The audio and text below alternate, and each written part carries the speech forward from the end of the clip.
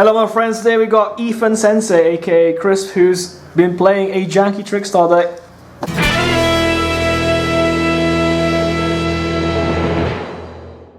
Why? What's the purpose in Squad League? I've always sort of loved the archetype in itself, and the fact that it basically says to your opponent, you can play, but if you play, you're going to slowly burn yourself as you do it. Is kind of like an interesting gimmick, and it makes people play around things that they shouldn't have to play around, which I kind of like. So and we call it Trickstar NERF and Squad League because it's heavily nerfed. Some of the cards are just used in the meta. So those are banned. Yeah, so I can't play things like Lycoris, Lilybell, Light Stage, and Reincarnation, which limits certain combos and stuff like that. But we still have the one main searcher, which is quite nice.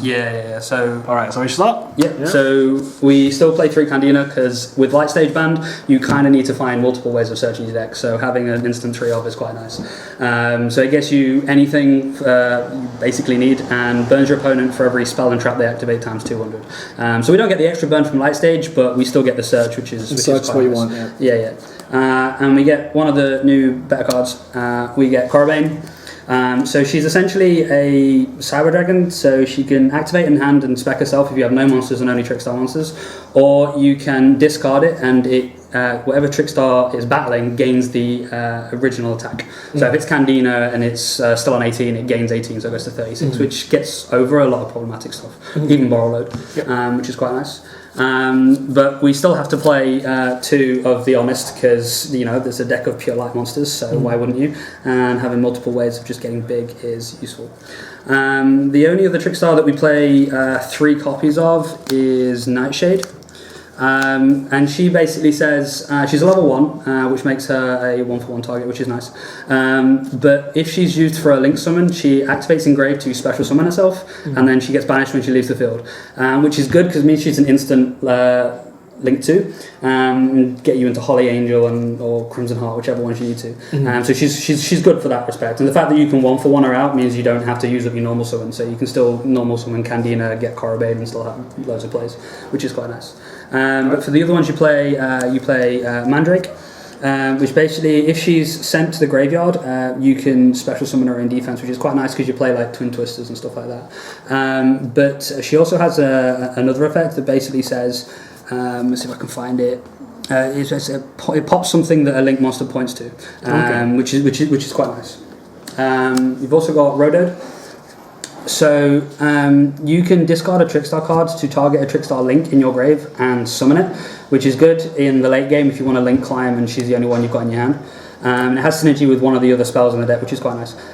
But she also burns your opponent for 200 for every card that activates in hand and banished, which is quite nice because a lot of hand traps obviously basically kill this deck. This just burns them. And you play Narcissus. Why this has got an ultra reprint, I don't know. But if your opponent essentially takes effect damage, which they're doing off any of the Trickstars, or pretty much, you can spec her from hand. And anything that activates Engrave, she burns for 200 again, which is quite nice. Nice. But because we have to rely heavily on like Candina to like normal summon to get any of these cards, we have to basically play cards that tell your opponent no. So we have to play 3 Veiler, 3 Ash, and I play 2 Impermanence as well. You don't have to, but I do because it's just multiple hand traps and this can't be called by the grave. So I have 3, but the deck's at 42, so I don't realistically want to play 3, especially not when I've got all of these. So that's it for like the monsters and the hand traps and stuff. So moving on to the spells, still multiple no cards. So Call by the Grave, because they try and Ash your Candina, you basically need to stop them. 1-for-1. So that gets you the Nightshade, which is just instant link to, and 2 Twin Twisters, because back row is a problem, especially against Strike. In the lower tiers as well. A lot of people play back row. Especially like things like Conforce and stuff just sort of ends your turn. But these 3 cards and also Rodode, wherever she is. This one, they all have a discard ability, which is where this one comes in. So Trickstar Fusion. Trickstar Fusion. So we have a fusion monster. It's okay. It basically doubles the amount of damage you take from an effect with a Trickstar monster, but you don't really play it because it's not really that great in that instance, because it takes a lot to be able to get it out, and you'd much rather have the links on board. But this one is good because if it's in your graveyard, you can banish it, not the turn it's sent, so you can do it like even if it's sent there, which is great. And you can add any Trickstar monster in your graveyard back to your hand. That's useful, yeah. So if you've done things like Candina pitching the Corobane in your main phase 2 and this is engraved, you can just add back the Corobane for next turn. You can't use it for the rest of the turn, or the turn you add it back to hand, but it's useful for that respect. I play the 1-of Bouquet. So this essentially, it's a worse version of Honest, but if you get compulsed, you can still use this because it's quick play, and you can just target the one that's going to get compulsed to bounce it back to your hand, and target another card, and it gains the attack of the one that you bounce. So I think I did it in a game where I was playing against Nordics, and he tried to basically compulse my Corobane, and I bounced the Corobane to my hand and targeted the Mandrake, and it gained 2k. It still beat other stuff, which is nice, and it's all searchable, which is even better. We play 2 of this card, which came out of Dupo. It's essentially so it's a monster reborn. And when the monster that is reborn off of it does battle damage to you, you can special summon a Trickstar from your hand. So you can just keep attacking, even if you've got a Corobane, you can just spec the Corobane because it's big, or you can spec the Candina or the Rodode, anything that will get you extra materials on board for link monsters, or just extra damage if you need it. It's a shame we don't have Lilybell, because this would be crazy with Lilybell, because you just summon it from grave attack, add backs. There's Lilybell is busted. There's loops, and it's crazy. So that's it for like the equip spells. Obviously, that you do play some. We do play some field spells. We do play some field spells. Oh yeah. So we play the 1-of Light Arena. So when this one's the less good one, the least good one, purely because if you link summon, you can target one that you used to link summon with and special summon it. So say you have this, you spec this off of 1-for-1, and you have this active. You can link this into Trickstar Bloom, which is the link 1. Use this effect to special summon it, and then use it again to make a link 2, and then use this effect again to special summon this, and then make a link 3. It's an awkward way of doing it, but it's a nice little way to get to a link 3. But the better one of the sort of field spells that we were allowed to play outside of Light Stage is Live Stage. Now this one's actually weirdly good. So when it's activated, it adds a Trickstar monster from your grave to your hand. So it can recur Candina, it can recur Corobane, anything that you need to be able to do to continue your plays for next turn. And if your opponent has a spell or trap card in their spell and trap card zone, so it doesn't count the field zone but only the back row, you can spec a token, and then obviously you can use that token for the link 1. And then if you've got a face-up Trickstar link monster, you can spec another token but to the zone it points to. So it gives you link to place, so you can climb to Holly Angel with this, which is quite nice. The only thing is it locks you into Trickstars from the extra deck. And if that didn't do this card would be broken in like every other deck. It'd be done. But you need to see them, so you have to play the 2 Terraforming, which is quite useful. And now for the traps, because we can't play Reincarnation, which is sad. So it's basically just more no cards. So I played the 2-of Strike, and the card that actually put a lot of work in for me is Compulse. Nice. So you can play 3 because this card is at 3 now, which is quite nice. But I did a thing during one of the duels. It's the same duel against Nordic. So basically, I had Bella Madonna on board, and he summoned to the zone she points to. So he tried to compulse Bella Madonna because she's affected by card effects, and I just chained this and targeted the one that he had in the zone that she points to and bounced it. So at the point in which his compulse was going to resolve, Bella Madonna's unaffected. So it's quite nice for that instance, and it stops things from like killing your monsters, because you struggle with, once you've got the monsters, you need to be able to keep them. So bouncing things back to your opponent's hand so that they can't kill your monsters is always useful, especially with strike and stuff like that. You're just telling your opponent no, which is it's always good. Okay. So that's it for the main deck. Should be 42 cards, which is quite nice. It's extra deck. Yep. So we go to the extra deck. So right, before we start, extra deck is very restricted to this deck. I am only allowed to play Trickstar links in my extra deck. And it's good that there are many links. There's a lot of them. 1, 2, not 3, links. 4, Trickstar. 6, 7. Trickstar monsters. Yeah. You can play fusions, obviously. I can play synchro. fusions. Yeah. So I can play the fusion, but I don't. But there are 8 link monsters, which is quite nice. So we play the 2 of Trickstar Bloom. Yeah. So this is the link 1. So this is how you get started with the Nightshade and with the tokens and stuff like that. She has an effect on summon, which basically says you let your opponent draw a card. But you're not really going to do that because that gives your opponent an advantage out of nowhere. And without Lycoris, it's pointless anyway. Yeah. I play the 1 of Diveritas, which came out in Dupo, I believe. It's new. It is a new one. It says basically on summon, you can burn your opponent for 200. And then every time your opponent normal summons or special summons, you burn your opponent for 200. But she requires 2 level 3s. And there aren't that very many. Like we have a Nightshade, Mandrake, which are realistically the only ones.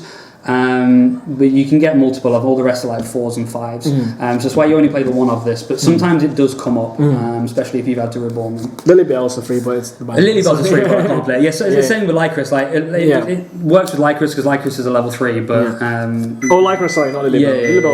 Lilybell's 2, but you can still use it. It's level 3 or lower, which is nice. You play the 2 of Black Cat Bat, which is a mouthful to say in itself. So she just requires 2 Trickstar monsters. That's basically it. And every time a monster she points to dies by battle or card effect and sent to the graveyard, you can burn your opponent for 200. Yep. Which is useful. You very rarely make this one, but the arrows are quite nice. Yeah, so the arrows are useful, which is basically the main thing. And if something it points to does die, your opponent's attack loses 200. So if they kill something, you burn and they lose, which is useful. One of the main ones that you tend to find yourself going into is Crimson Heart, including the jump promo. So she's pretty decent. She's the one we didn't get for like so long because it was a jump promo, and then it came out in a special edition. So I was like, why not? But this basically says every time a monster is summoned to the zone she points to, a Trickstar monster specifically, you gain 200 life points, which is good, especially in time. And then she has an effect that basically says you can discard a card. So you can discard things like the Trickstar Fusion to add back if you really want. And each player draws a card, but if your life points are 2k higher than your opponent's, you draw 2 instead. Nice. which is useful. So you gain the advantage out of nowhere. So if you're struggling with your turn 1 hand, you can just pitch something and then you can just go. And she's got 2k booty, so 2k attack, so she's not that bad to go there. But the main one, the best girl, because we have 2 different artworks of this card, is Holly Angel. I even have the Japanese secret, which is quite nice, and she's the best one. So what she does is every time a Trickstar monster is normal summoned or special summoned to the zone she points to, burn your opponent for 200. Trickstar monsters she points to can't die by battle or by card effects. So 9 times out of 10 you're making her turn 1 and then you're trying to either protect her for turn 2 or you're putting something in a zone they point to, so you're burning your opponent and making sure that your monster is staying on field for next turn. So you have to play 3 of them, this in my opinion. In this version, obviously. Like if you weren't restricted to the Trickstars in your extra deck, you could probably get away with playing 2, but because she's your best one, you need to play 3. Nice artwork as well. It's beautiful. Like the OCG, they got the nice version and then they reprinted ours in Dupo. So this was the original and then this was the reprint. So it's really, really nice artwork. Another one that came out in Dupo is Foxglove Witch. She's okay. She's 2/2, but she's a link 3. So you don't really make her all that often. But if she's special summoned, you can inflict 200 damage to your opponent for each card they control. So that's just everything on their field. And then if a link summon card is destroyed by battle or card fetch, you can special summon a link to a lower Trickstar monster from your extra deck. And then it inflicts 200 damage for each card that they control again. Which is quite nice. You don't really make it all that often because there's another link 3 that you're more likely to make because some of your stuff obviously does get banished. The Trickstar Fusion, the Nightshade. So you kind of want to get them back. And the way you do that is with Delphinidum, I think you pronounce her name as. Yep. So when she declares an attack, and she points to a Trickstar monster, you can target banished Trickstar cards up to the number of link monsters my opponent controls, put them into your hand, or so if they're like extra monsters, they can default back to where they go, and she gains 1,000 attack for each. Nice. So this card is dumb with Reincarnation, because you add Reincarnation back to your hand and she gains a K, which is just absolutely insane. Yeah. But you can recur the Nightshade, and you can recur the Fusion, so it's good. And she just gets big for no reason. And the most useful Link 4, but also the worst Link 4 ever because of this silly little up arrow, is Bella Madonna. So she basically says that when she's Link Summon, if she doesn't point to anything, she's essentially a towers. Unaffected by the card. Yeah, she's unaffected by the card effects. But because she has an up arrow, all it takes is your opponent to summon a monster here and it turns her off. Yeah. But if she doesn't point to anything, you can activate the effect to burn your opponent for 200 damage for each Trickstar with a different name in your grave.